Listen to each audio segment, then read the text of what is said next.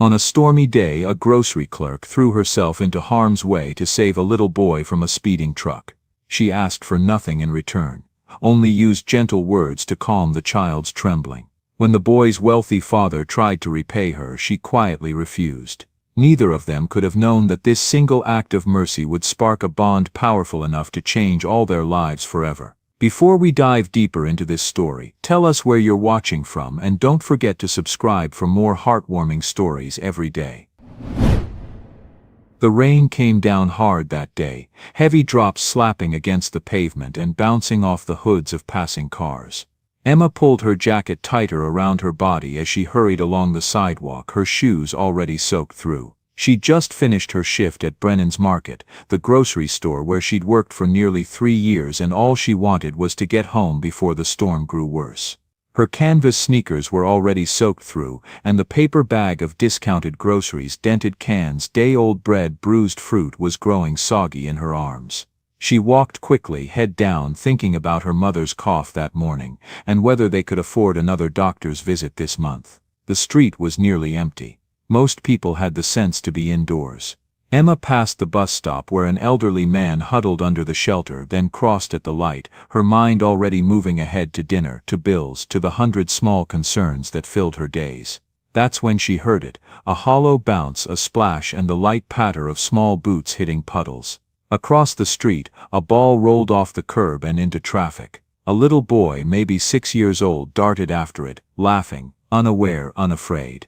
His blonde hair clung to his forehead, his raincoat bright against the slate-colored street. "Hey!" Emma shouted, but the wind tore the sound away. The boy took a step toward the ball. The truck's horn blared, then the white delivery truck swung around the corner, its tires hissing on the wet asphalt. Sharon didn't think. The groceries fell from her arms, cans scattering into the gutter. She lunged forward, sprinting through the rain. The boy bent to grab his ball just as the truck's horn blared. Sharon reached him in 3 desperate strides, seized the hood of his coat, and yanked him backward with all her strength. They crashed together onto the curb, her shoulder slamming the pavement. The truck screamed past, missing them by inches, a wave of dirty water splashing over them. For a moment she lay stunned, chest heaving, the rain stinging her face, then she heard a sharp gasp beneath her. The boy was curled against her, motionless except for the ragged rise and fall of his breath. Emma pushed herself up, heart pounding. Hey, it's okay." He blinked up at her, eyes wide, confusion giving way to shock. His mouth opened, and suddenly the sound came, a broken wail that caught in his throat, raw and frightened. "Hey, you're safe," she said quickly, pulling him into her lap, one arm around his shoulders. "You're okay, sweetheart. I've got you." He trembled violently, clutching at her sleeve with small cold fingers. The tears came fast then, mixing with the rain on his face. "I want my daddy," he sobbed. Okay, we'll find him," Emma murmured, rubbing slow circles on his back the way her mother used to do. "What's your name?" He hiccuped. Jackson, she repeated, steadying her voice. "That's a strong name. You're safe now, Jackson. You did so good." He cried harder for a moment, then pressed his face against her shoulder, the sound fading into shuddering breaths. Emma held him close, rocking gently on the cold, wet pavement, while the rain fell around them. More people were coming. A young mother with a toddler on her hip appeared with a blanket, draping it over Jackson. "I called the police," she said. "They're sending someone." "I don't need," Emma started to say, but the woman was already talking to someone else, explaining what she'd seen. A man came running from down the street, his long cashmere coat flapping behind him. He was tall, maybe 40, with dark hair going silver at the temples, and those same gray-blue eyes as the boy. His face was chalk white with terror. Jackson. The name came out like a prayer and a curse together. Jackson. Oh God. The boy's head whipped around. "Daddy." Jackson launched himself from Emma's arms, nearly knocking her backward into the puddle. The man caught him, dropping to his knees right there in the water, gathering his son against his chest with a desperate strength that made Emma's throat tighten. She watched the man's face, saw him squeeze his eyes shut, saw his mouth move in what might have been prayer, or might have been wordless thanksgiving. His hands moved over Jackson's arms, his back, checking for injuries with shaking fingers. "I'm okay, Daddy," Jackson said, his small voice muffled against his father's shoulder. "The lady saved me, she caught me before the truck came." The man's eyes opened, and found Emma's. She was still sitting in the puddle, her clothes soaked through, the borrowed blanket slipping from her shoulders. For a long moment, they just looked at each other. Emma saw shock in his face, relief so intense it looked like pain. And something else, something raw and stripped bare, like someone who just looked into an abyss and found himself still standing on solid ground. "Thank you," he said, his voice cracked on the words. "I thank you." Emma pushed herself to her feet. Her legs felt unsteady, and her hands were starting to shake now that the adrenaline was fading. "He's okay, that's what matters." The man stood too, still holding Jackson. "I need to your name, please. I need to know who." "It's fine." Emma was already turning away, scanning the sidewalk for her scattered groceries. Most of them were ruined. The bread soaked, the bag torn, cans dented further from their roll into the street. She salvaged what she could, stuffing them into the remains of the paper bag. "Wait," the man called. "Please, I need to thank you properly. I need," but Emma was walking away, her sneakers squelching, rain plastering her hair to her face. Behind her she could hear Jackson crying again, not from fear anymore, but from that overwhelming relief that comes after terror passes. She could hear the father's voice, low and soothing, trying to calm his son. She didn't need thanks, didn't want the attention, the questions, the inevitable awkwardness of accepting gratitude for something that had been pure instinct. What she'd done wasn't special. It was just what you did when you saw someone in danger. At least it was what you were supposed to do. Emma walked 3 blocks before the shaking got bad enough that she had to stop. She leaned against a brick wall under an awning, her grocery bag at her feet, and let herself feel it, the fear she hadn't had time for in the moment. The knowledge of how close it had been, how easily that boy could have died while she watched. Her hands wouldn't stop trembling. Her breath came in short gasps that had nothing to do with exertion. After a few minutes, she picked up her groceries and continued home, leaving wet footprints on the sidewalk behind her. 15 blocks away, in the back of a town car, Jamison Whitmore held his son and tried to stop shaking. "I'm sorry, Daddy," Jackson whispered for the 10th time. "I know I was supposed to wait for you. I know I broke the rule." "Shits, it's okay," but Jamison's voice didn't sound okay. It sounded thin and stretched, like something about to break. Mrs. Chen sat in the passenger seat, dabbing at her eyes with a tissue.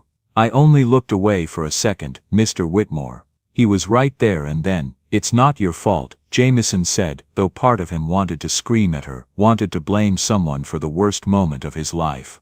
But he knew it wasn't her fault, it was his, for being late. For taking that last phone call when he should have been walking out the door, for the 1,000 small choices that had led to this moment. He looked down at Jackson, at his son's pale face and wide eyes. The boy was still trembling, even wrapped in Jamison's coat. "Are you sure you're not hurt?" "Nothing hurts, just scared," Jackson said in a small voice. Jamison pulled him closer, breathing in the smell of rain and wet child, and something he couldn't name, something like grace or luck, or divine intervention. "Me too, buddy, me too." As the car pulled up to their house in the West Hills, Jamison was already thinking about the woman who'd saved Jackson's life. She'd been young, mid-30s maybe. Black, with her hair in braids that had been coming loose from the rain. Wearing a cheap jacket and shoes that had seen better days, carrying a bag of groceries that looked like they'd come from the discount bin. She'd walked away before he could get her name. Before he could do anything more than stammer a useless thank you. That night, after Jackson was finally asleep, after the bath, the hot chocolate, the 3 stories, the nightlight turned on and door left open, Jamison sat in his study and called his head of security. "I need you to find someone," he said. It took them less than 4 hours. Emma Mitchell, 34, employee at Brennan's Market. Single, living with her mother in a modest apartment in the Parkrose neighborhood. No criminal record. A mountain of medical debt in collections, mostly related to her mother's chronic illness. 3 years of law school at Lewis & Clark, specializing in family law and child advocacy. Withdrawn in her final year, no degree, Jamison sat at his desk long after midnight, looking at the photo his security team had pulled from the store's employee records. She looked tired in the picture, her smile polite but not quite reaching her eyes. She'd risked her life for his son without hesitation, without knowing who Jackson was, who Jameson was, what they could offer in return. He thought about the way she'd held Jackson, even soaking wet and probably hurt from the fall. The way she'd spoken to him, calm and gentle, cutting through his fear. The way she'd walked away like it was nothing, like she saved lives every day on her way home from work. Jameson had spent 42 years learning that everyone wanted something: money, access, influence. Everyone had an angle, a price, a reason for doing what they did. But Emma Mitchell had asked for nothing. It unsettled him, made him want to understand who she was, what had shaped her, why someone who'd clearly had dreams and plans had ended up stocking shelves at a grocery store. More than that though, it made him want to give her something. Needed to give her something, because Jackson was everything, and she'd given him back his son when he'd been seconds from losing him forever. He just had to figure out what she would accept. Emma spent the next 2 days trying not to think about the boy in the rain. She went to work, came home, took care of her mother, paid what bills she could, and avoided the calls about the ones she couldn't. Normal life, normal routines, pushing the memory of those gray-blue eyes, father and son, out of her mind whenever they tried to surface. It didn't work very well. Thursday afternoon, she was restocking shelves in the cereal aisle when Phil, her manager, appeared at the end of the row. He had an odd look on his face, something between curiosity and nervousness. "Emma, someone's here to see you." She looked up from the boxes of cornflakes, already feeling her stomach tighten. "Who?" Didn't give a name. "But he looks expensive." Phil glanced back toward the front of the store. "Asked for you specifically, said it's about Tuesday." Emma's hand stilled on the cereal box. She'd known, somehow, that this wasn't over. That the man, the father, wouldn't just let it go. "Tell him I'm working." "I did. He said he'd wait." Phil shifted his weight. "Look, I don't know what this is about, but the guy's wearing a suit that probably costs more than my car. Maybe you should just talk to him." Emma set down the cereal and brushed her hands on her apron. "Fine. Where is he?" "Produce section." Been standing there for 20 minutes, she found him by the organic apples, looking supremely out of place in his charcoal suit and Italian shoes. He was examining a display of Honeycrisps with the kind of intense focus people used when they were nervous and trying not to show it. Emma took a breath and walked over. "Mr. Whitmore," he said quickly, turning to face her. "Jameson Whitmore. And you're Emma Mitchell." She felt a flicker of something, not quite anger, not quite unease. "You looked me up. I needed to know who saved my son's life." He held up a hand as she started to speak. "I'm sorry, that was intrusive. I should have just waited to see if you'd give me your name, but He stopped, seeming to recalibrate. "I'm not handling this well." Emma studied him. In the daylight, without rain and terror obscuring everything, she could see him more clearly. Mid-40s, probably. Good-looking in that polished, expensive way. Dark hair going silver at the temples, sharp cheekbones, those distinctive gray-blue eyes. He looked tired, like he hadn't slept much in the past 2 days. She could relate. "How's Jackson?" she asked. Jameson's expression softened immediately. "He's okay, shaken up, some scrapes and bruises, but okay.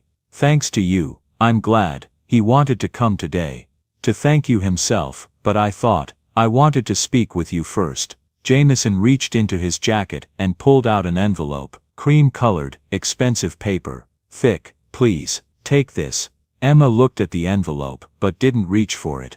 "What is it?" $25,000. The number hung in the air between them. Emma felt her jaw tighten, felt something cold settle in her chest. She'd expected this maybe, but that didn't make it any easier. "No," she said quietly. Jameson blinked. "I'm sorry. I said no." Emma met his eyes, keeping her voice level. "I don't want your money, Mr. Whitmore. I don't understand. Tuesday, you saved Jackson's life. You risked your own safety. You were hurt in the fall. I wasn't hurt, just bruised." Emma wrapped her arms around herself, suddenly very aware of her faded store uniform, her worn shoes, the fact that they were having this conversation in a grocery store where she made $11 an hour. "What happened Tuesday wasn't a transaction. I didn't do it expecting payment." "I know that, but surely you could use." He stopped himself, but too late. "Use the money," Emma finished for him. "That's what you were going to say, right?" You ran your background check, so you know about the medical debt. About my mother's illness. About how I'm barely keeping my head above water most days. She felt heat rising in her face. So you came here thinking you could write a check and make it all go away. Make yourself feel better about being late to pick up your son. Jameson's face went pale. That's not, isn't it? Emma shook her head. I'm not judging you, Mr. Whitmore. You're rich, you're used to solving problems with money. But I didn't save Jackson because I hoped his father would pay me. I saved him because he's a child and he was in danger. That's what people are supposed to do for each other. Not for money, not for recognition, just because it's right. She turned to walk away, but Jameson's voice stopped her. You studied law. Emma paused, not looking back. That was a long time ago. Family law, child advocacy, you were in your final year when you withdrew. His voice was quieter now. Why did you stop? Emma turned back slowly. My mother got sick, someone had to take care of her, and we couldn't afford private care. Medical bills don't pay themselves. And your dream, of helping children who didn't have a voice. The question hurt more than Emma wanted to admit. She swallowed against the sudden tightness in her throat. Dreams don't pay the bills, Mr. Whitmore. Dreams don't keep the lights on or buy medications. Sometimes you have to put them away and do what needs to be done. Jameson was quiet for a long moment. Then he tucked the envelope back into his jacket. I apologize. You're absolutely right. It was insulting. I'm sorry. Emma hadn't expected an apology. It's fine. It's not, but thank you for saying so. He hesitated. May I ask you something? Emma shrugged, wary. If someone saved your child's life, if you had a child and someone did what you did for Jackson, how would you want to thank them? Emma thought about it. She thought about Jackson's small face streaked with rain and tears, about the desperate relief in Jameson Whitmore's eyes. I'd make sure my child knew they were loved, she said finally. I'd make sure they knew they weren't alone in the world. That there are people who care about them, who would catch them if they fell. She met Jameson's eyes. That's all the thanks I need, Mr. Whitmore. Just make sure Jackson knows how precious he is. Something shifted in Jameson's expression, surprise or recognition, or something else, Emma couldn't quite name. He nodded slowly. I will, thank you, Miss Mitchell. He turned to leave, then paused and looked back. For what it's worth, I think you would have made an excellent lawyer. Those children you wanted to help, they needed someone like you. Still do. Then he was walking toward the exit, moving through the fluorescent-lit aisles with his expensive suit and his envelope full of money. Emma wouldn't take, and she was left standing by the apples with her heart beating too fast and her hands trembling slightly. Phil appeared at her elbow. Everything okay? Fine, Emma said. But she kept seeing Jameson Whitmore's face when she'd refused his money.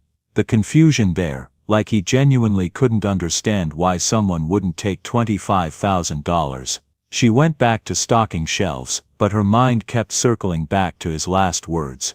Those children you wanted to help, still do. Jameson sat in his car in the parking lot for 10 minutes, staring at the envelope on the passenger seat. He'd been so certain she would take it. Everyone took money. Everyone had a price. It was the one universal truth he'd learned in his 42 years. Except Emma Mitchell hadn't taken it, hadn't even considered it. She'd looked at him like he'd insulted her, like offering money for saving Jackson's life was somehow demeaning rather than generous. Jameson thought about what she'd said, about dreams and medical bills, about putting things away and doing what needed to be done. He thought about the background check, about 3 years of law school abandoned in the final stretch, about someone who'd wanted to help children finding herself stocking cereal instead. He thought about his late wife Catherine, who'd been a lawyer, who'd specialized in education policy and child welfare reform, who'd made him promise, before the cancer took her, that he'd find ways to continue her work, to help kids who fell through the cracks. He'd been trying. Donations to the right non-profits, serving on boards, writing checks, but Catherine would have said it wasn't enough. She would have said money was easy, but actually showing up was hard. Jameson pulled out his phone and called his assistant. Amanda, I need you to do something for me. Of course, Mr. Whitmore, research child advocacy programs in Portland. Community level, Grassroots stuff, not the big established non-profits, the smaller operations that actually work directly with at-risk kids. I want to know what's working, what's not, where the gaps are. There was a pause. May I ask what this is for? I'm figuring out how to say thank you, Jameson said. I thought you were taking care of that today. I tried, didn't work. He looked at the envelope again. So I need to try something different. He drove home through the gray afternoon, his mind already working on the problem. Emma Mitchell had refused his money, but she'd also shown him something important, that she still cared about the dream she'd had to abandon. That somewhere under the exhaustion and resignation, there was still someone who wanted to help kids who didn't have a voice. He just needed to figure out how to give her that chance. 4 days later, on a rainy Monday evening, Phil found Emma again. That guy's back, and he brought a kid this time. Emma's stomach dropped. Tell them I'm busy. The kid's been asking for you for 15 minutes. Little blonde boy says his name is Jackson. Phil's expression softened. He made you a picture, Emma. He's really excited to see you. Emma closed her eyes briefly. Damn it, she couldn't say no to Jackson. Fine, where are they? Break room. I let them wait in there since it's more private. The break room was a small depressing space, card table, plastic chairs, humming refrigerator, ancient coffee maker. Jackson was sitting at the table, coloring intently on a piece of paper. Jameson stood by the window, looking out at the rain. Jackson saw her first. His whole face lit up, and he jumped from his chair. Miss Emma, you're here. Hey buddy. Emma crouched down to his level, and Jackson threw his arms around her neck in an enthusiastic hug that nearly knocked her over. She found herself hugging him back, this small boy who smelled like rain and crayons and something sweet, maybe hot chocolate. I made you a picture, Jackson said, pulling back and thrusting the paper at her. See, that's you, and that's me, and that's Daddy. Emma took the drawing carefully. 3 stick figures beneath a bright yellow sun. Jackson had given her a huge smile and written Miss Emma in uneven letters above her head. This is beautiful, Jackson. Thank you. You can put it on your refrigerator. Daddy puts all my pictures on our refrigerator. I will, I promise. Jackson beamed, then turned to his father. Can we talk to her now, like you said? Jameson stepped forward. He looked different today, less formal, wearing dark jeans and a simple sweater instead of a suit. But he still looked expensive, still carried that air of wealth that set him apart from the break room's fluorescent lights and scuffed linoleum. Do you have a few minutes? He asked. I'd like to talk to you about something, not money, he added quickly, seeing Emma's expression. Something else. Emma hesitated, then nodded. Okay. They sat at the table, Jackson climbing into his father's lap. Jameson settled him there absently, one arm around the boy's waist, and Emma felt something catch in her chest at the casual affection of the gesture. First, I want to apologize again for last week, Jameson said. You were right, what I did was clumsy and insulting. It's fine, it's not, but I appreciate you being gracious about it. He took a breath. I've been thinking a lot about what you said. About your dream of helping children. About how you had to put that away to deal with life's necessities. Mr. Whitmore, Jameson, please. He shifted Jackson slightly. My wife Catherine, she passed away 2 years ago.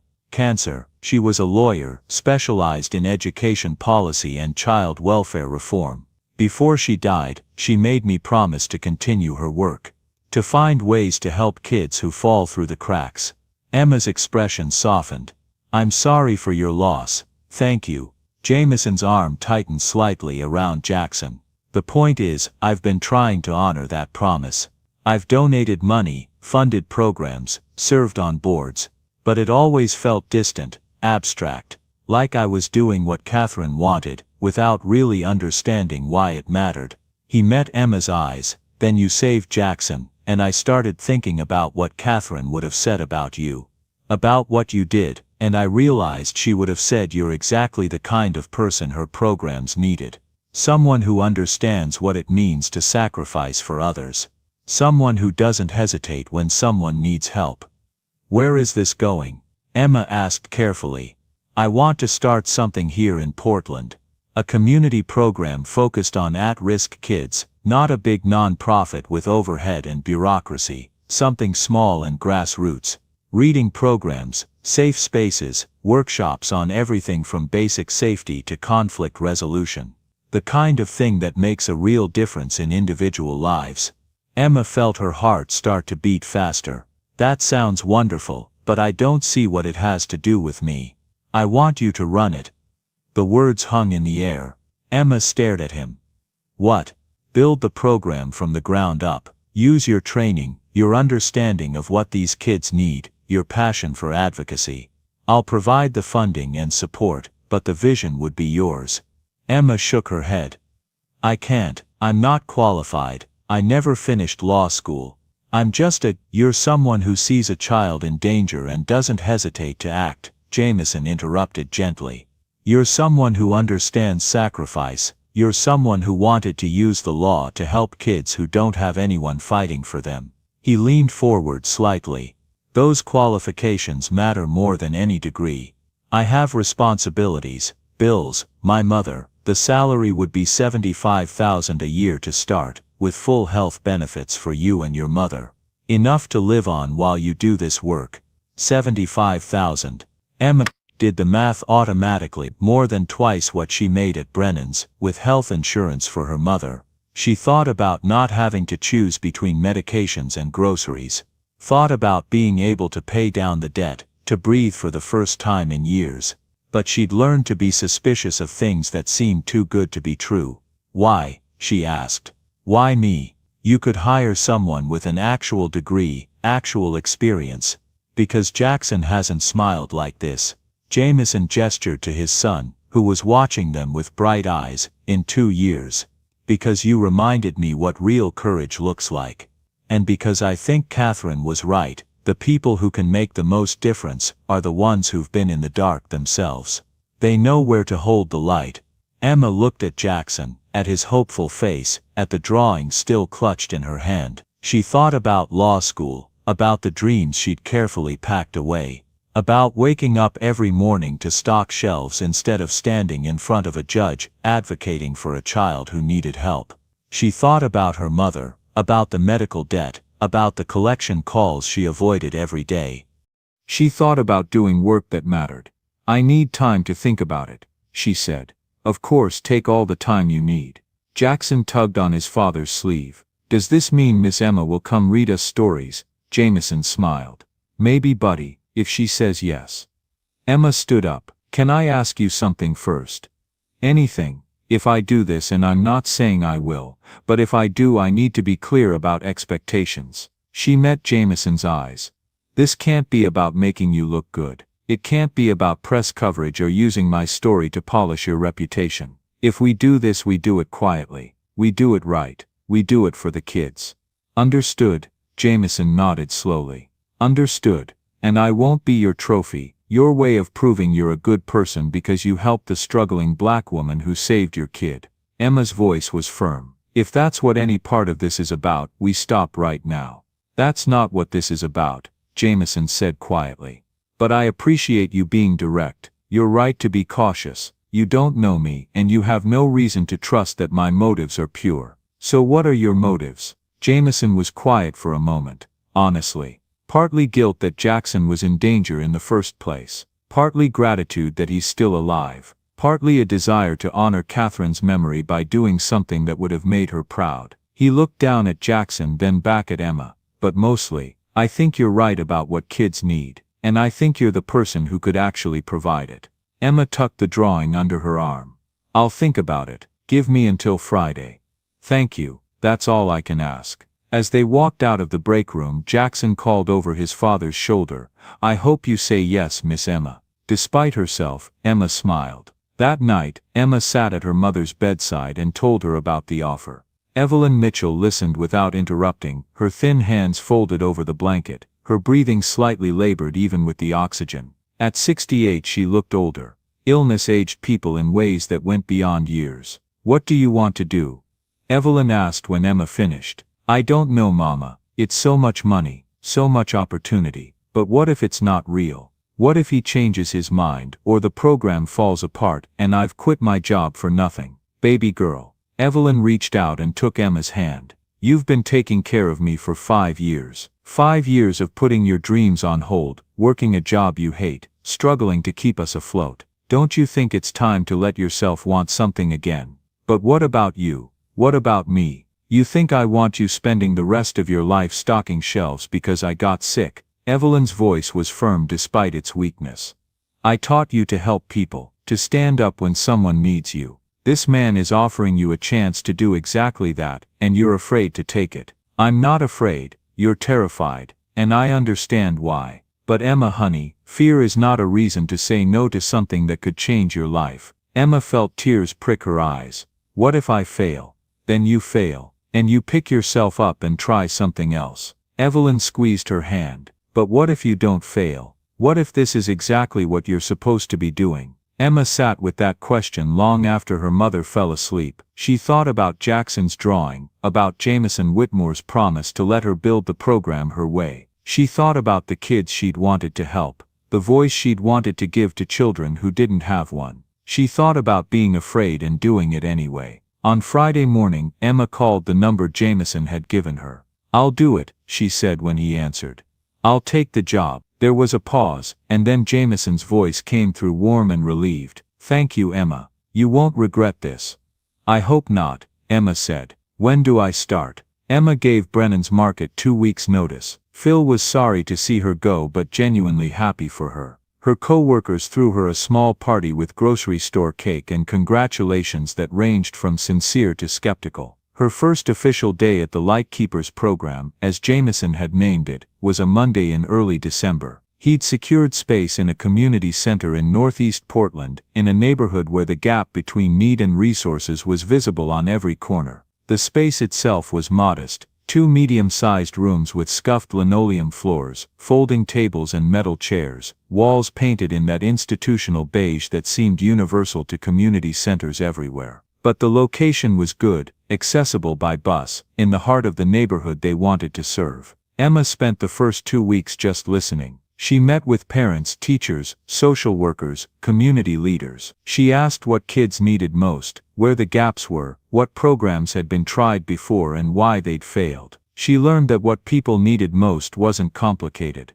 Safe spaces after school, help with homework, adults who showed up consistently and actually cared. Programs that treated kids like human beings rather than problems to be solved. So she started simple. A reading hour every Tuesday and Thursday evening. Doors open, no registration required, no strings attached. Come listen to stories, stay as long as you want, have some juice and cookies. The first Tuesday, 3 kids showed up. 2 girls who lived in the building next door and a boy whose mother worked late and needed somewhere for him to be. Emma read them picture books and chapter books and poetry, and they listened with the kind of hungry attention that told her they didn't get read too often. The second Thursday, 5 kids came. The next Tuesday, 8. By the end of the first month, Emma had 15 regular attendees and had to start bringing in extra chairs. Jackson came to every session, with either Jameson or Mrs. Chen the housekeeper. At first, Emma worried that Jameson's presence, his expensive clothes, his obvious wealth, would make the other families uncomfortable. But Jameson seemed to understand the dynamic. He sat in the back,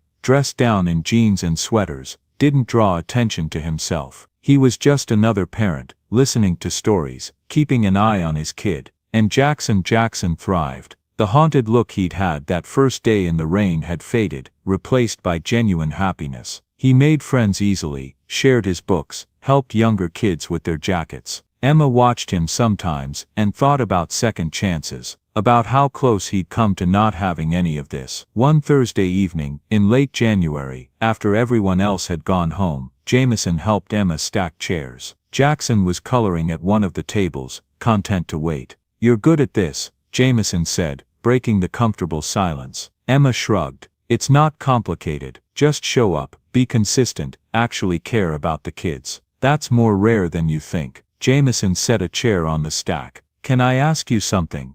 "Sure. What made you want to do child advocacy in the first place? Before law school, I mean. What made you choose that path?" Emma was quiet for a moment, considering whether to answer. But something about the late hour, the empty room, the way Jameson had been respectful of her boundaries, made her willing to share. "My cousin," she said finally. "Maya, she was 3 years younger than me, lived with my aunt over on the east side. Her father, my uncle, he was mean when he drank, which was often." Jameson stopped stacking chairs. Social services got called a few times, but nothing ever came of it. Maya would tell the social worker everything was fine because she was scared of what would happen if she didn't. And the social worker believed her, or pretended to, because it was easier than actually investigating. What happened? When Maya was 15, she ended up in the hospital. Broken arm, cracked ribs, still insisted she'd fallen down the stairs, still wouldn't testify against him. Emma's jaw tightened at the memory. But this time, her English teacher, Miss Patterson, she wouldn't let it go. She fought for Maya, pushed the system, made people pay attention, got Maya into foster care, got my uncle arrested, made sure Maya was safe. Is she okay now? She's a nurse in Seattle. Married, 2 kids, happy. Emma met Jameson's eyes, all because one person decided she mattered enough to fight for. I wanted to be that person for other kids, wanted to make sure no child fell through the cracks, because it was inconvenient to help them. Jameson was quiet for a long moment. "I'm sorry you had to watch that happen to someone you loved." "Me too, but it taught me something important, that showing up matters. That one person who refuses to look away can change everything." "Is that what you think you're doing here?" "I hope so. These kids," Emma gestured around the empty room, "they need someone who sees them, who doesn't give up on them when things get hard, who treats them like they matter." "They're lucky to have you." Emma smiled slightly. "I'm lucky to have them. This work, it's what I was supposed to be doing all along. I just took a detour getting here." Jackson appeared at Emma's elbow, holding up his latest drawing. "Look, Miss Emma, I drew you and Daddy and me at story time." Emma took the picture, 3 figures surrounded by books, all of them smiling. "This is wonderful, Jackson. You're getting really good at drawing. Will you keep it, for your office?"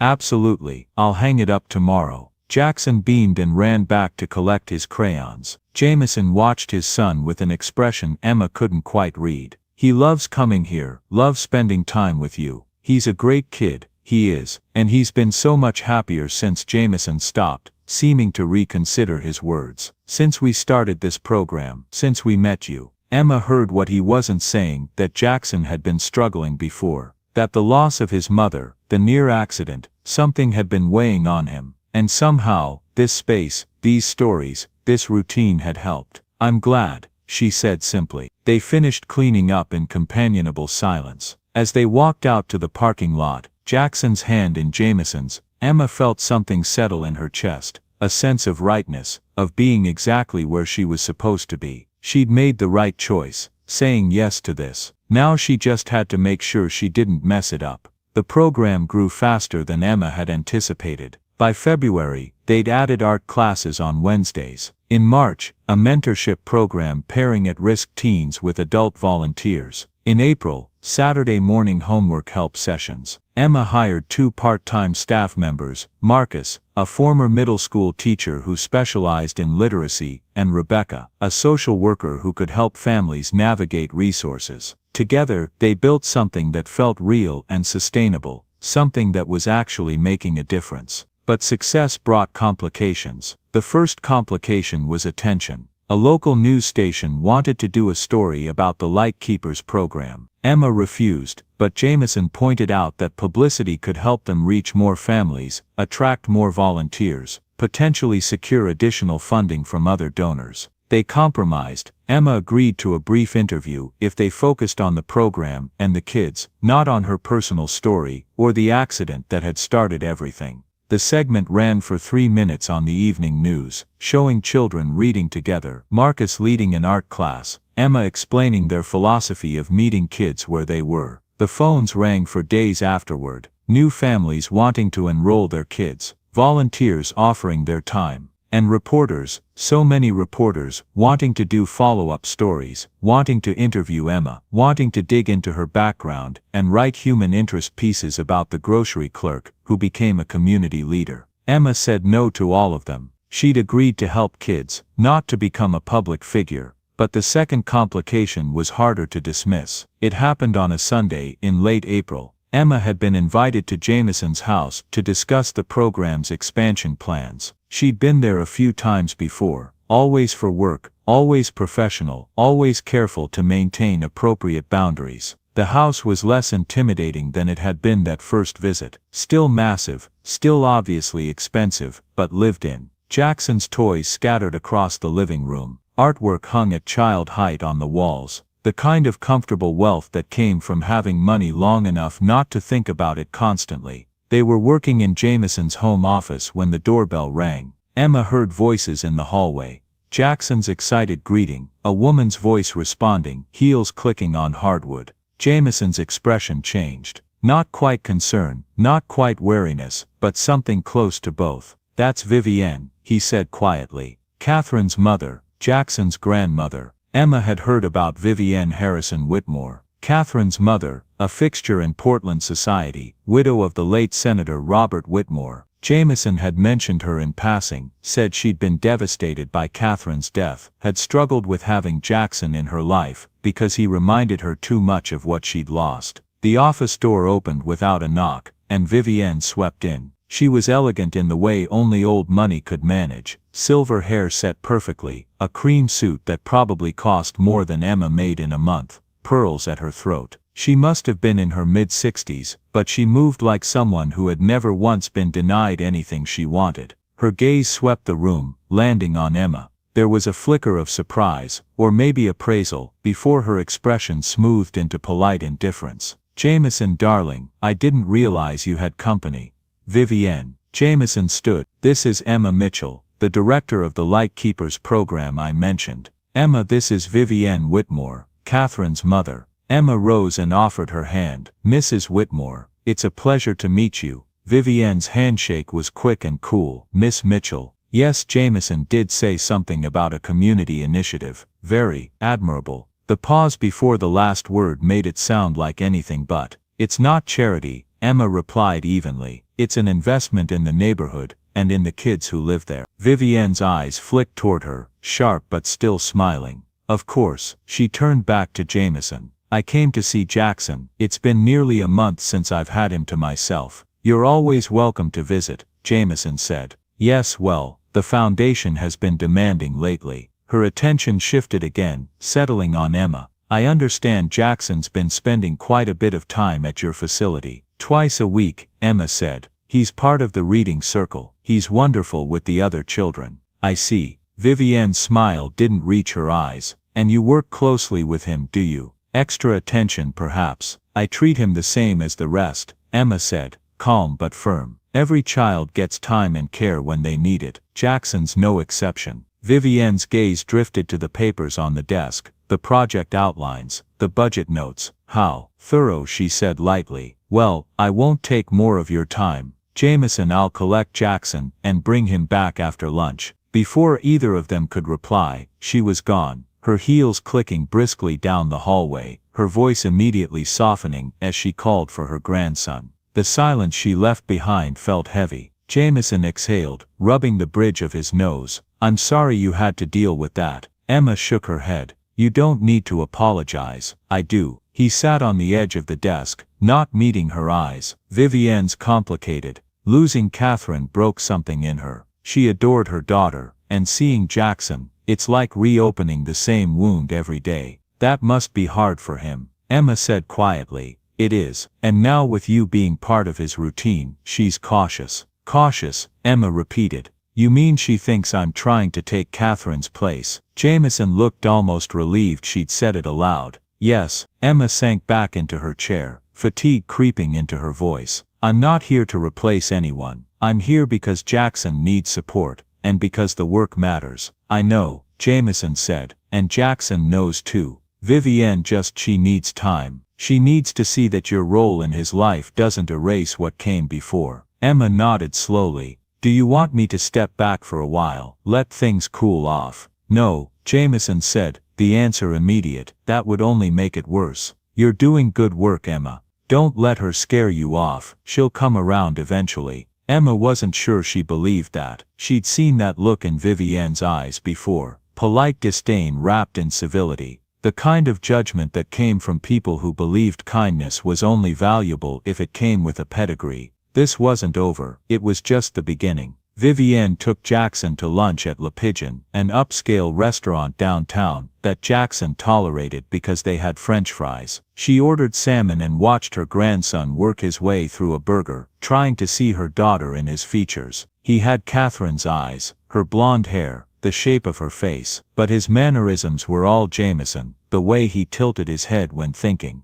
the quiet intensity with which he approached things. "Grandma, guess what?" Jackson said around a mouthful of burger. "Miss Emma said I can help her organize the books next week. She's teaching me the alphabet system so everything goes in the right place." Vivienne smiled tightly. "That's wonderful, darling. And she's really good at reading voices. Like when she reads the characters, she makes them all sound different. It's so cool." "I'm sure it is." Jackson launched into an enthusiastic description of the latest book Emma had read to the group, something about dragons and friendship and bravery. Vivienne listened with half an ear, her mind circling around the woman she'd just met. Emma Mitchell, young, attractive, clearly intelligent despite her lack of formal credentials, and from what Vivienne had observed, comfortable in Jameson's house, familiar with his routines, integrated into Jackson's life. Dangerous, in other words. Vivienne had nothing against the program itself. Community service was fine, even admirable. But the way Jackson talked about Emma, the way Jameson had looked at her, there was something there that made Vivienne's chest tighten with protective alarm. Her daughter had been gone for 2 years. 2 years of Jameson playing the grieving widower, of Jackson struggling without his mother, of Vivienne trying to hold together the pieces of a family that had shattered. And now this woman, this grocery store clerk, who'd happened to be in the right place at the right time, was inserting herself into their lives, becoming important to Jackson, spending time with Jameson. It felt wrong. It felt like betrayal, even though Vivienne knew that wasn't rational. "Jackson, darling," Vivienne said, interrupting his story about dragons, "how would you feel about spending more time with Grandma? Maybe coming to Seattle for a few weeks this summer?" Jackson's face fell slightly. "But what about the program? Miss Emma needs me to help. I'm sure Miss Mitchell will manage without you. But I don't want to miss it. It's important." Vivienne reached across the table and took Jackson's small hand. "You know your mother would want you to spend time with family. Don't you want to honor her memory?" Jackson's expression crumpled. "I do. But no buts, sweetheart. Family comes first. Always." She drove Jackson home an hour later, kissed him goodbye, and told Jameson she needed to speak with him privately. In his study with the door closed, Vivienne didn't waste time with pleasantries. "Who is she really, Jameson? I told you, she runs I know what she runs. I want to know what she means to you." To Jackson, Jameson's jaw tightened. "She's a colleague, a friend, someone doing important work. She's a woman spending an inappropriate amount of time with my widowed son-in-law, and my grandson." Vivienne's voice was sharp. "Jackson can barely stop talking about her. You're having private meetings at your home on Sundays. Don't insult my intelligence by pretending this is purely professional. There's nothing inappropriate happening, Vivienne. Perhaps not yet, but I know how these things start. A shared cause, gratitude for saving Jackson's life, lonely widower and struggling woman finding comfort in each other." "Stop." Jameson's voice cut across hers. "You're making something out of nothing. Emma is dedicated to helping kids. That's all this is. Is it? Because from where I'm standing, it looks like you're replacing Catherine with the first convenient woman who came along." The words hung in the air, ugly and accusatory. Jameson's face went pale, then flushed with anger. "That's not fair, and you know it, isn't it? My daughter has been dead for 2 years, Jameson. 2 years, and you're already moving on with some woman who saved our son's life, who gave up a stable job to build something meaningful, who treats Jackson with kindness and respect and actually makes him happy for the first time since Catherine died." Jameson's voice was low and controlled, which somehow made it more forceful. "I'm not replacing Catherine. No one could replace Catherine. But I'm also not going to spend the rest of my life frozen in grief, and I'm not going to keep Jackson from having people in his life who care about him."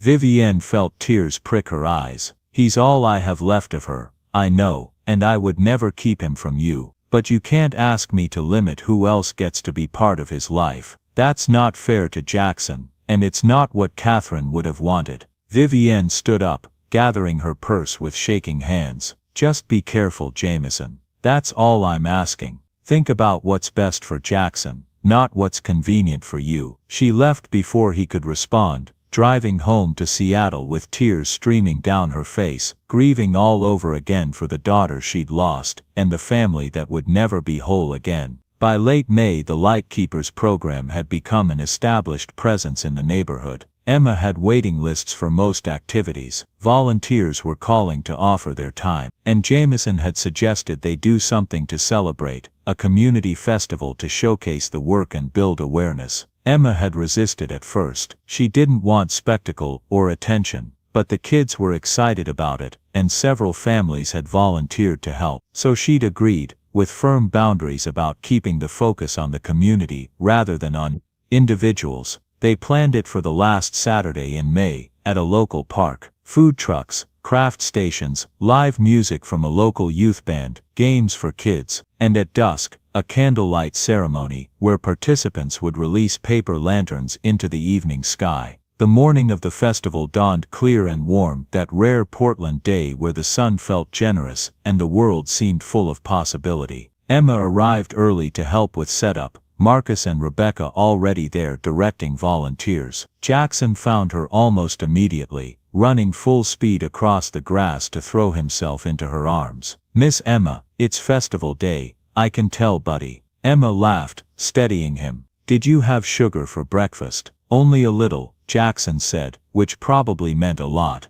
"Daddy said I could have pancakes with syrup because it's a special day." "Your daddy is an enabler." Jameson appeared, carrying boxes of supplies. He did look tired. There were shadows under his eyes, and his hair was messier than usual, but he smiled when he saw Emma. "Morning, ready for chaos." "As ready as I'll ever be." They worked together for the next few hours, setting up tables, hanging decorations, welcoming volunteers. By noon the park was full, families streaming in, kids running between activity stations, the smell of grilled food mixing with cut grass and sunshine. Emma moved through the crowd, greeting people, troubleshooting problems, making sure everything ran smoothly. She saw the program's impact everywhere, in the teenager reading to a group of younger kids, in the mother who pulled Emma aside to thank her for the after-school care that let her work full-time, in the volunteers who'd come from across the city to support the cause. She also saw Vivienne Whitmore. The woman stood at the edge of the festival, watching everything with an expression Emma couldn't quite read.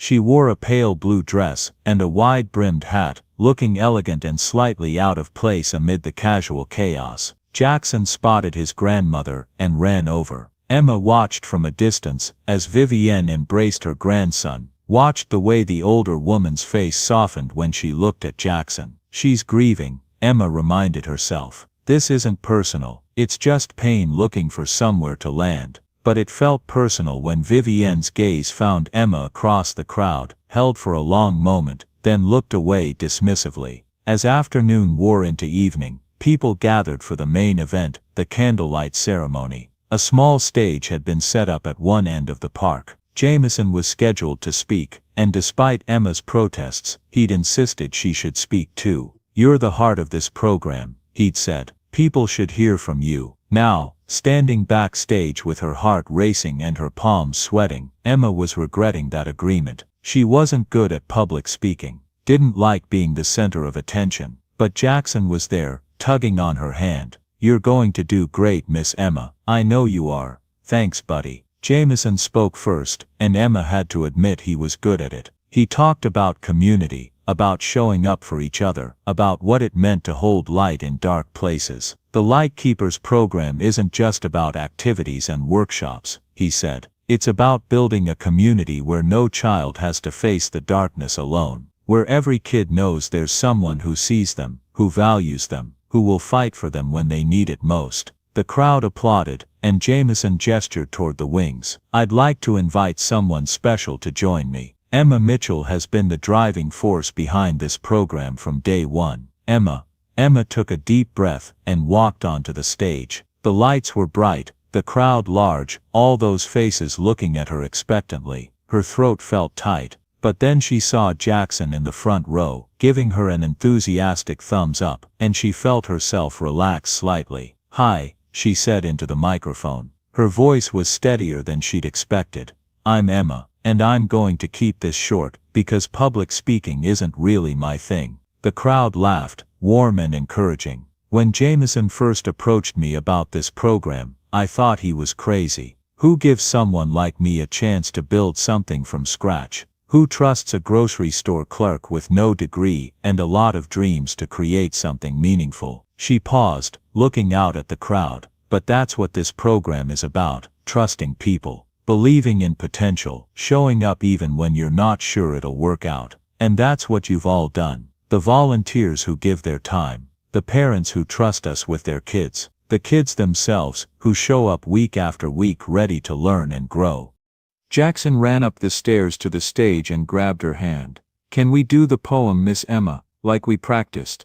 Emma hadn't planned on this. They'd been working on a simple rhyme for the reading group, but Jackson clearly wanted to share it with everyone. "I don't know, buddy, please. I know all the words." So they did it. Emma and Jackson stood together at the microphone reciting the simple poem they'd written about stars shining brighter when there are more of them, about finding your way home when you're lost, about holding light for each other. Jackson's voice was clear and sweet, and Emma found herself relaxing as they went, finding the rhythm, feeling the warmth of his small hand in hers. The crowd was silent, listening, and Emma realized she wasn't nervous anymore. This felt right. This felt like exactly what she was supposed to be doing. They finished and the crowd erupted in applause. Jackson threw his arms around Emma's waist, laughing, and Emma hugged him back. Then Vivienne's voice cut across the park. "This is very touching," she said, her voice carrying despite not having a microphone. "But let's not pretend we don't all see what this really is." The applause died. Emma felt Jackson tense against her.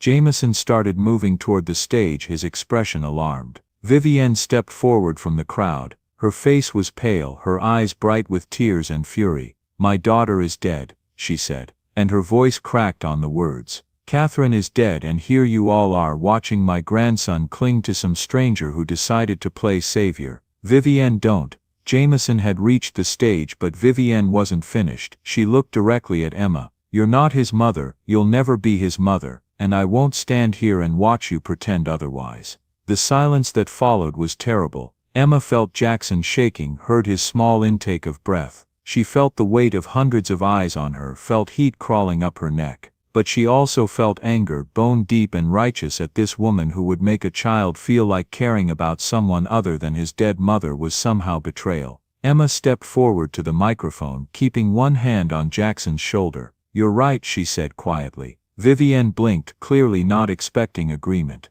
"I'm not Jackson's mother," Emma continued. "I'm not trying to be. I can't be. Catherine was his mother, and nothing will change that. Nothing should change that." She met Vivienne's eyes. "But here's what I can be. I can be someone who shows up. Someone who reads stories and helps with homework and makes sure he knows he's valued. I can be someone who helps create a space where kids feel safe, not to replace anyone, not for recognition or gratitude, just because these children deserve to have people who care." Emma's voice grew firmer.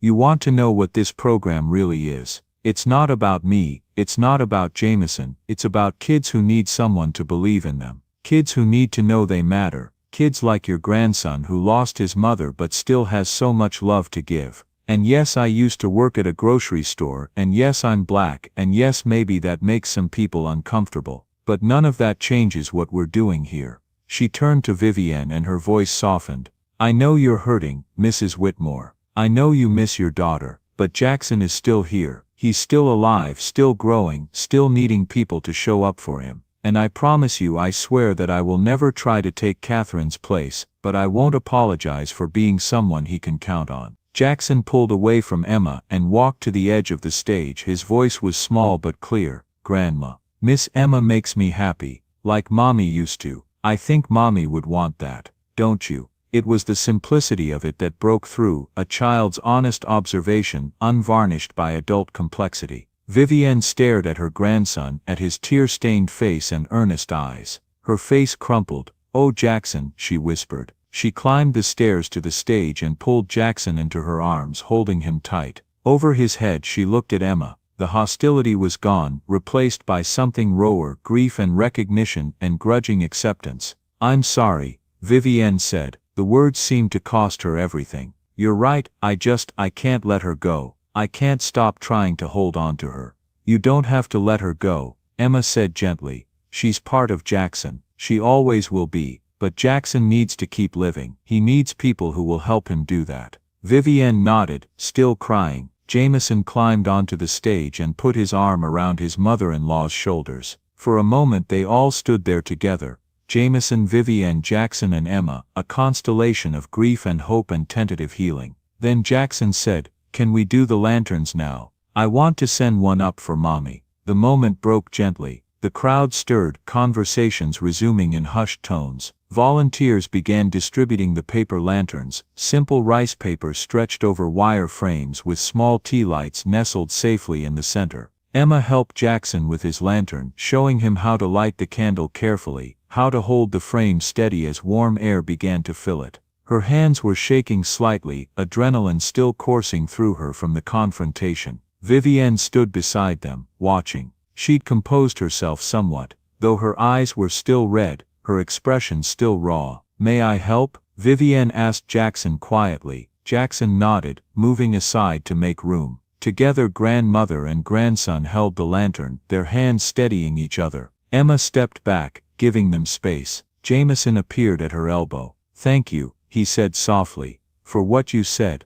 I just told the truth. I know that's why it mattered." They waited until full dark had fallen, until the park was filled with candlelight reflected in hundreds of faces. Then together they released their lanterns. Emma watched hers rise, glowing golden against the darkness, joining dozens of others as they drifted upward. It looked like a river of light flowing into the sky, each lantern a small hope sent spinning into the universe. Jackson stood between his grandmother and Emma, one hand in each. "Look," he breathed. "They're so beautiful. Mommy can see them, right, Grandma?" Vivienne's voice was thick. "Yes, sweetheart, I think she can see everything." They stood like that, Vivienne, Jackson, Emma, and Jameson, watching the lanterns rise until they became indistinguishable from the stars. Emma thought about beginnings and endings, about how sometimes they were the same thing, about how light didn't fade when shared, it only spread further. After the festival ended, after the last families drifted away and the volunteers had packed up the tables, Emma and Jameson stayed behind to fold the last few chairs. Jackson was already asleep in the car, worn out from the day's excitement. "Long day," Jameson said, his voice carrying the kind of tired relief that follows something worthwhile. Emma smiled faintly.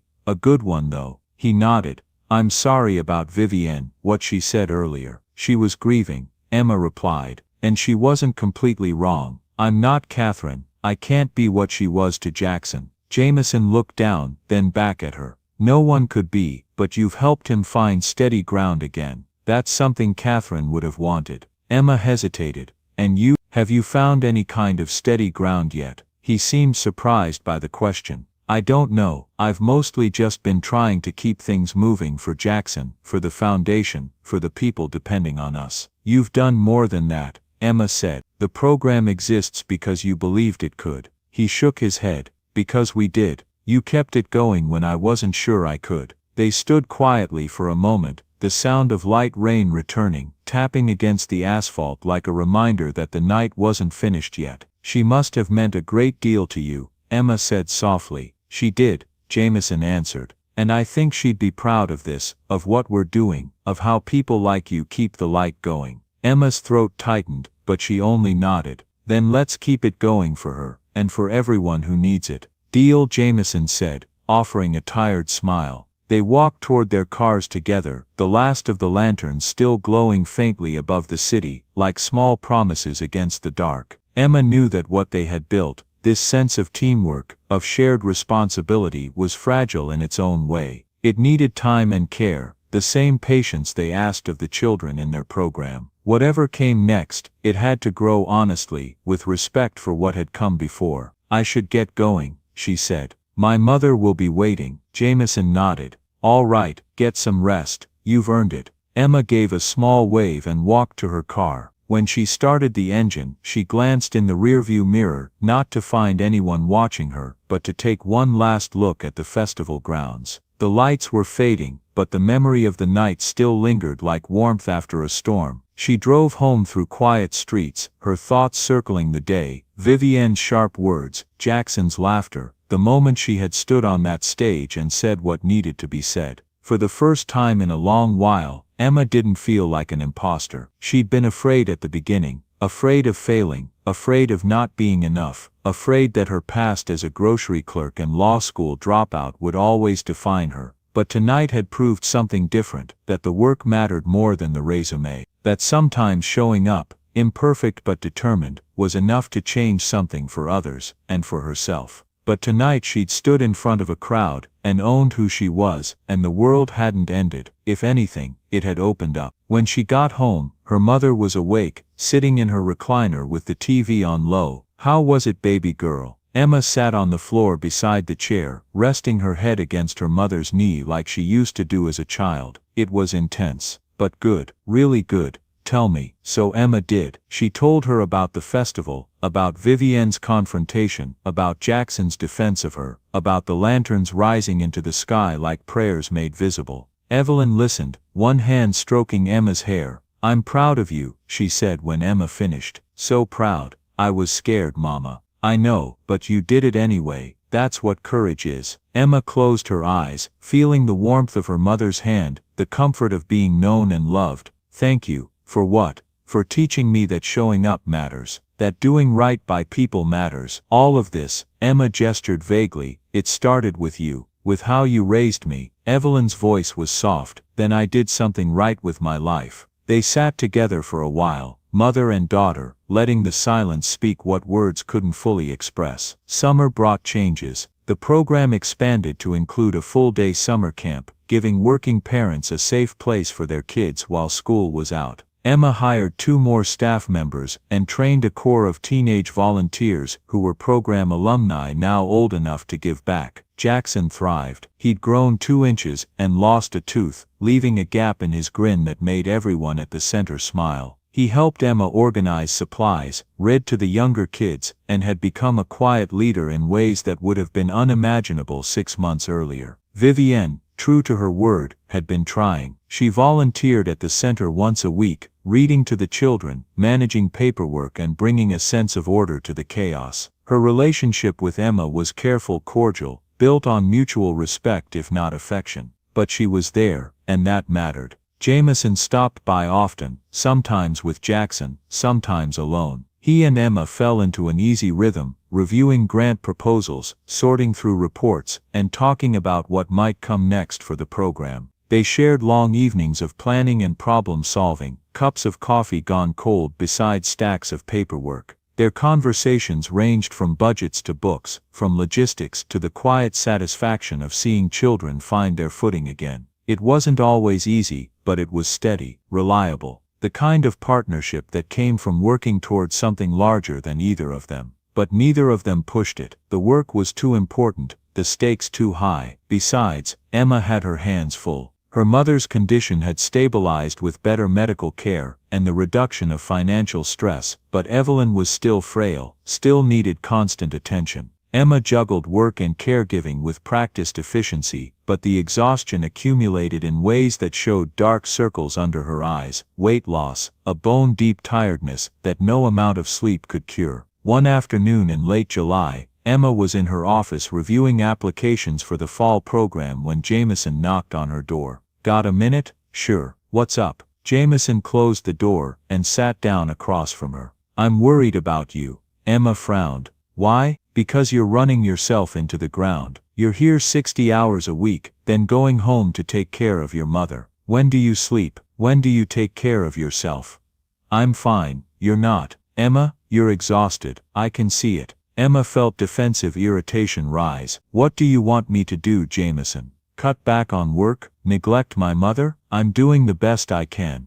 "I know, and it's not sustainable." Jameson leaned forward. "Let me help. Let me hire a home health aide for your mother. Someone who can be there during the day, give you some breathing room." "I can't afford." "I can." Consider it part of your benefits package. You can't do this job well if you're completely burnt out. Emma wanted to refuse, wanted to maintain her independence, her pride, her sense that she could handle everything herself. But she was so tired, and her mother needed more care than Emma could provide, while working full-time. "Okay," she said finally. "But I'm paying you back eventually." Jameson smiled. "Sure, eventually." The home health aide, a warm, capable woman named Patricia, started the following week. She came Monday through Friday, 9 to 5, helping Evelyn with meals, medication, and company. The difference was immediate. For the first time in months, Emma could breathe. She found herself enjoying her work again, really engaging with it, not just surviving from one day to the next. She also began spending more time with Jameson.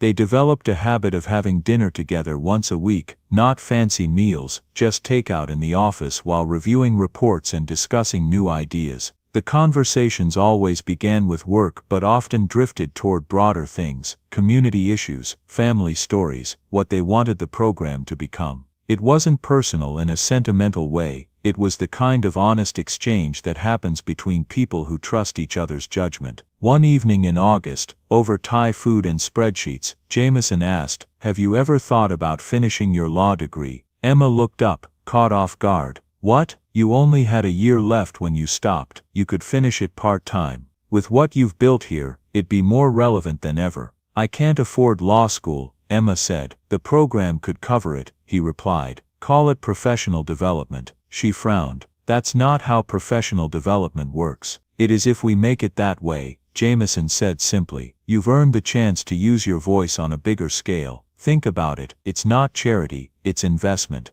In you and in the work we're doing." Something in his tone made her pause. Not sentiment, conviction. Emma felt a quiet shift inside her, hope cautious but real. "I'll think about it," she said. "Good," Jameson replied. "Just don't say no because you think you don't deserve it." The comment landed harder than Jameson probably intended. Emma set down her fork. "What's that supposed to mean?" "It means I've watched you for months now refuse help, refuse opportunities, refuse anything that might make your life easier. And I think it's because somewhere deep down, you don't believe you deserve good things." Emma felt exposed, seen in ways she didn't like. "You don't know me as well as you think you do." "Maybe not, but I know you saved my son's life and then refused payment. I know you took a job that paid half what you're worth because you didn't want to seem like you were taking advantage. I know you're working yourself to exhaustion because you feel like you have to earn your place here every single day. I do have to earn it. This isn't I'm not." Emma struggled for words. "I'm not like you, Jameson. I didn't grow up with money, or privilege, or the assumption that the world would be kind to me. I had to fight for everything I got, and when I stopped fighting, when I let my guard down and assumed I deserved good things, life reminded me real quick that it doesn't work that way for people like me." "People like you," Jameson repeated. "You mean black women, or you mean poor people? Or you mean people who've had to sacrifice their dreams, all of it, any of it?" Emma stood up, suddenly needing distance. "You don't understand what it's like to always be the diversity hire, the charity case, the person people help because it makes them feel good about themselves. I've spent my whole life trying to prove I deserve to take up space, and I'm tired of it. But I'm also not going to stop, because the second I do, people like Vivienne will be proven right, that I was just an opportunist who saw a rich man and a chance to upgrade my life. That's not what Vivienne thinks anymore, isn't it? You think she's really accepted me, or is she just tolerating me because Jackson likes me and it's easier than fighting?" Jameson stood too. "I think she's trying. I think you're both trying. And I think you're so busy protecting yourself from perceived judgment that you're not letting yourself see when people actually care about you." Emma felt tears prick her eyes, which made her angrier. "Don't do that." "Do what?" "Make this about my issues. Make it about me not accepting care, instead of about the reality of what it means to be the poor black woman in a rich white man's orbit. Is that what you think this is? Me making you into my project, isn't it? You saw someone who saved your kid, someone struggling, someone you could help, and helping me makes you feel good, makes you feel like you're honoring Catherine's memory. But what happens when helping me stops being convenient? What happens when the novelty wears off and you realize I'm just a regular person with regular problems that can't be solved with money?" Jameson's jaw tightened. You really think that little of me? I think you're a good person who means well. But I also think you don't understand how different our worlds are. How much power you have in this dynamic. How easy it would be for you to destroy everything I've built here if you decided you were done.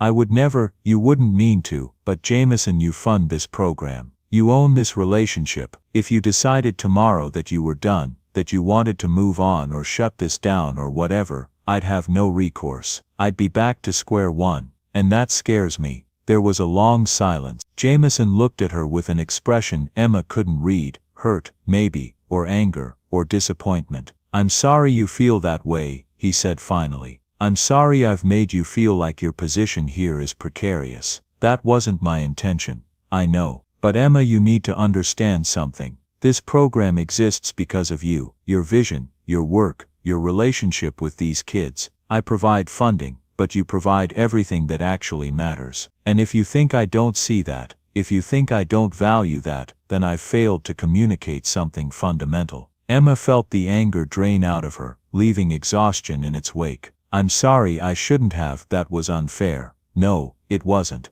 You're right that there's a power imbalance here. You're right that I have privilege you don't, and you're right that I needed to hear you say it. Jameson moved closer but didn't touch her. But Emma, I'm not going anywhere. This program isn't going anywhere. Your job is secure for as long as you want it, and I'm going to keep pushing you to accept opportunities, like finishing law school, because you deserve them, not because I'm trying to control you, or make you dependent on me. Emma nodded, not trusting her voice. Okay, okay. They cleaned up the dinner remains in silence, the easy comfort of earlier in the evening replaced by something more fraught. When Jameson left, he paused at the door. For what it's worth, I don't see you as a charity case or a project. I see you as the person who saved my son's life and then built something incredible with the chance I gave you. I see you as a friend, and I hope eventually you'll believe that's real. Then he was gone, and Emma was alone in the office, staring at the wall and wondering why she couldn't just accept good things when they came. Emma enrolled in law school that fall, taking night classes twice a week while working full-time. It was exhausting, but it was also invigorating, using her mind in ways she'd missed, remembering why she'd fallen in love with the law in the first place. The program continued to grow. By October they were serving over 100 kids weekly, had a waiting list for most activities, and were being courted by other neighborhoods to expand. Emma was careful about expansion. She wanted growth that meant something, measured, deliberate, sustainable, quality over quantity.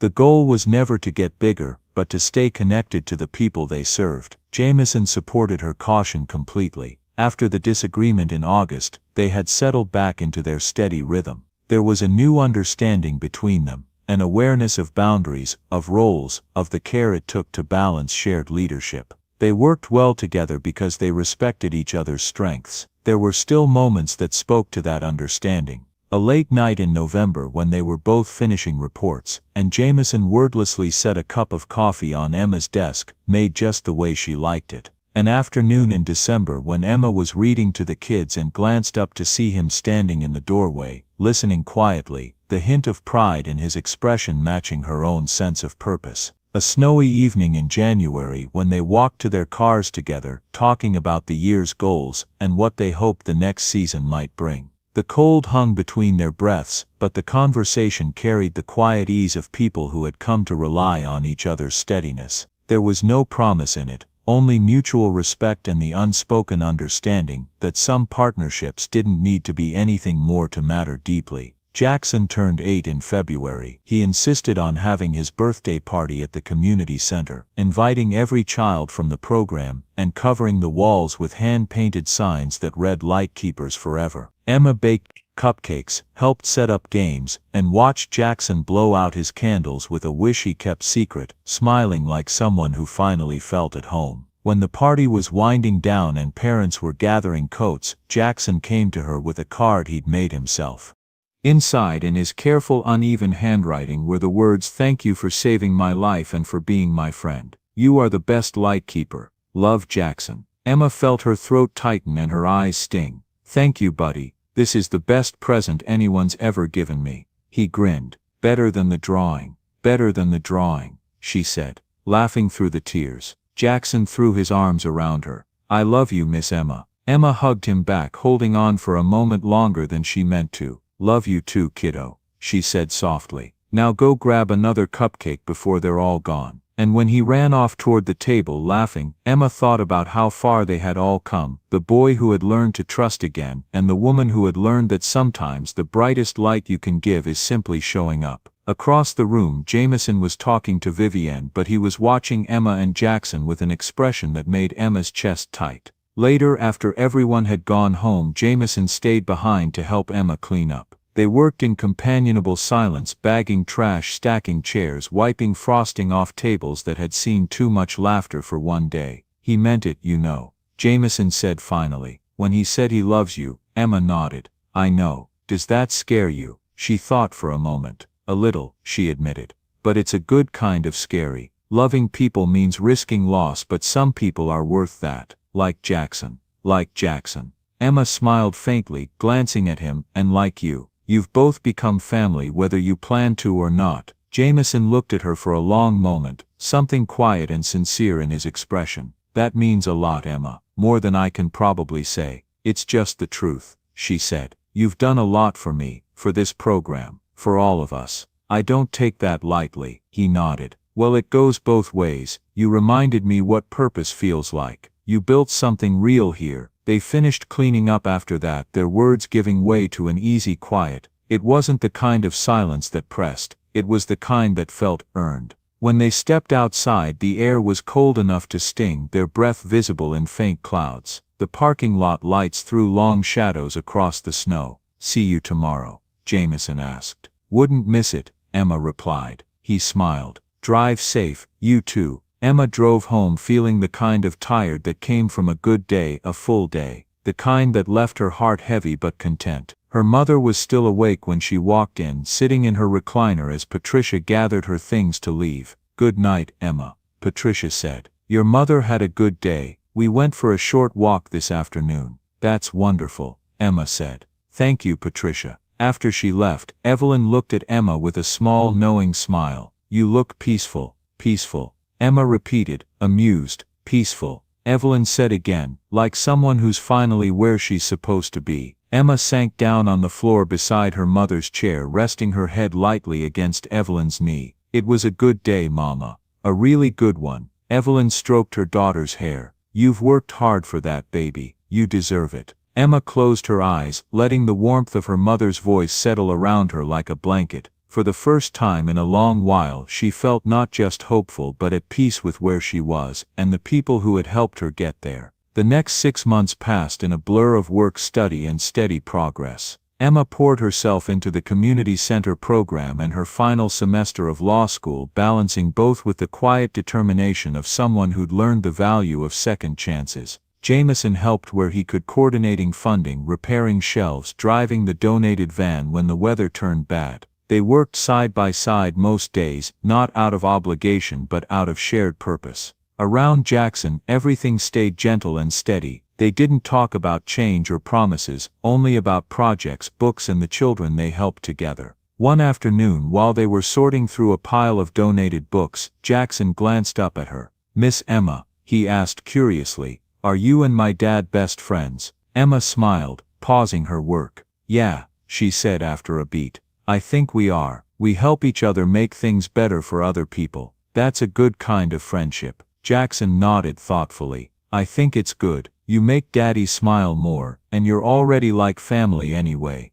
Yeah, Emma asked softly. Yeah, but Miss Emma, what buddy? You're not replacing Mom, right? Grandma said you're not, but I just wanted to ask. Emma set the book aside and knelt until they were eye level. She took his small hands gently. I could never replace your mom, Jackson, she said. She'll always be part of who you are. I'm just someone who cares about you and your dad and wants to help where I can. That's all. Jackson's shoulders relaxed, his expression easing. Okay, he said after a moment. I think Mom would like that. Emma's throat tightened. I hope so, buddy. With the serious focus only an 8-year-old could summon, Jackson handed her another book. Now come on, he said. We've got a lot of sorting left to do. Emma laughed softly and took it from him. grateful again for the quiet strength of a child who seemed to understand more about grace than most adults ever would. In May, Emma walked across the stage at Lewis and Clark and accepted her law degree. Her mother was there, frail but smiling from her wheelchair. In the audience, Jameson and Jackson cheered the loudest when her name was called. After the ceremony, Jackson came running toward her, clutching a folded piece of paper that looked like it had been written and rewritten a dozen times. "I made you something," he said, a little breathless. Emma unfolded the card carefully. Inside, in his careful handwriting, it read, "Congratulations on finishing school. You are the smartest and best person I know. Love, Jackson. P.S. Can I call you Mom now?" For a moment Emma couldn't see the words through her tears. She knelt down, still holding the card, and wrapped her arms around him. "If you want to call me Mom," she whispered, her voice shaking, "you can call me Mom." Jackson pulled back, eyes wide. "Really, really?" He looked toward his grandmother, who stood nearby, tears glinting in her eyes but a small proud smile on her face. "I don't think Grandma will be mad," Emma said gently. Jackson threw his arms around her again, squeezing tight. "Best graduation present ever," he said, into her shoulder. Emma laughed through her tears, holding him close. In that moment, surrounded by the child she'd once saved, the family they'd all built, and the quiet proof that love could take many shapes, she understood that motherhood wasn't about replacing someone. It was about continuing what love had started. 3 years later, the Light Keepers program had expanded to 8 locations across Portland. Emma now served as executive director, leading a staff of 25 and supporting more than 500 children each week. She'd passed the bar exam on her first try and divided her time between running the organization and doing pro bono legal work for families who had nowhere else to turn. The dream she once thought she'd lost had come back to her, reshaped, stronger, rooted in purpose rather than ambition. Jameson had remained her closest collaborator and most trusted friend. Together they had built something that outlived the storms that had once defined their lives. On the anniversary of the program's founding, they stood in the rain outside the original community center, laughing as the children released lanterns into the sky. "Can you believe it's been 3 years?" Jameson asked. Emma smiled. "Sometimes it feels like a lifetime. Sometimes like yesterday." Jackson had grown tall and confident, volunteering as a junior mentor at the very place that had once helped him find his footing. Vivienne had become one of the program's strongest advocates, attending every event, reading to the kids, and quietly funding scholarships in Catherine's name. Evelyn still came by when she could, her health fragile but her pride in her daughter unshakable. The Light Keepers continued to grow, but Emma never let it lose its heart. Each new center carried the same mission that had started it all: to bring light into dark places, to show up for kids who needed someone to believe in them, to remind every child that they were not alone. And on nights when the city was quiet and the rain fell just right, Emma would walk past that same intersection where everything began. She would stop, breathe in the damp air, and whisper a small promise to herself and to the world she'd helped rebuild. Keep the lights on, keep showing up, keep believing. One evening in November, Emma stood at the community center watching the new crop of kids at reading hour. Marcus was leading tonight, his voice animated as he read, the children sitting in rapt attention. Jameson appeared at her elbow, slipping his arm around her waist, ready to go home. "Almost. I want to watch a little longer." They stood together watching Marcus read, watching the children's faces glow with laughter and wonder. Jackson, now 11, tall and sure of himself, was helping a younger child sound out a tricky word, his voice patient and encouraging. "You did this," Jameson said quietly. "All of it. It's because of you." Emma shook her head. "It's because of all of us. You, me, Marcus, Rebecca, the volunteers, the families. It takes a community to keep the lights on." Jameson smiled faintly. "Maybe, but you were the first to strike the match. You're the light keeper, the one who showed us how." Emma looked out over the room, the shelves lined with books, the walls covered in children's drawings, the hum of belonging that filled every corner.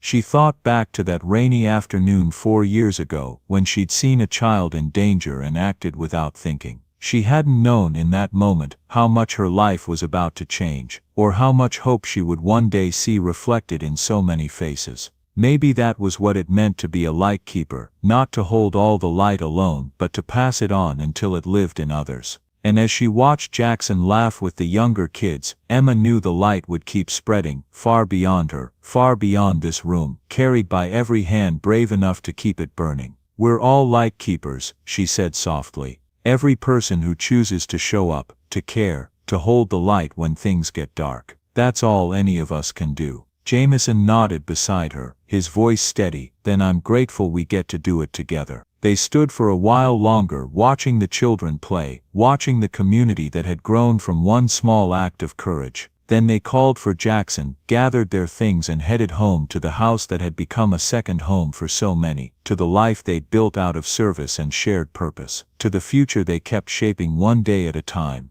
Outside, the rain fell soft and steady, the same way it had that day everything began. But inside, there was light. There was always light. Join us to share meaningful stories by hitting the like and subscribe buttons.